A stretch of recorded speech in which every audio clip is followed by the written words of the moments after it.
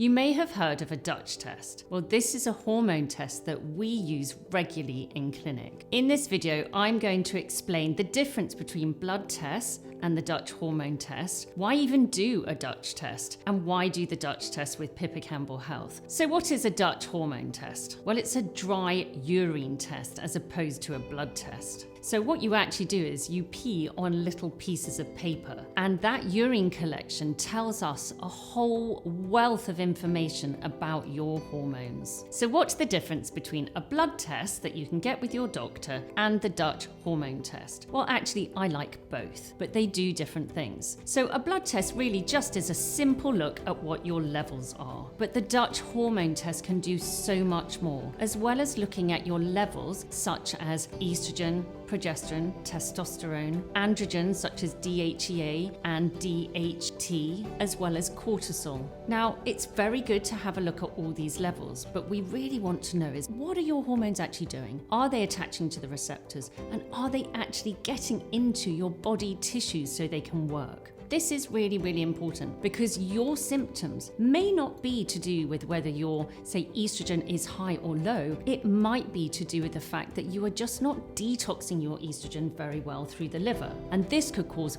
all sorts of hormonal symptoms such as sore boobs, PMS, heavy periods, acne, fatigue, and many more symptoms such as cysts, fibroids, endometriosis. So we really want to understand what is actually happening in your body with that hormone. Another great thing about the Dutch hormone test is understanding your hormone metabolites. Now, this might sound like quite a fancy word, but really what we're saying is after your hormone is made, so say for example progesterone, or perhaps we're looking at testosterone, so androgens, what's happening after? What are they made into? Now, progesterone, for example, you could be someone who favors more of a 5-alpha pathway or a 5-beta pathway. Now, 5-alpha is the one that gives you that anti-anxiety, sleep support, that calmness. Whereas if you favor a more 5-alpha androgen pathway, this means that you could experience symptoms of high androgens, such as hair loss, acne, unwanted body hair, for example. So it's really important to understand exactly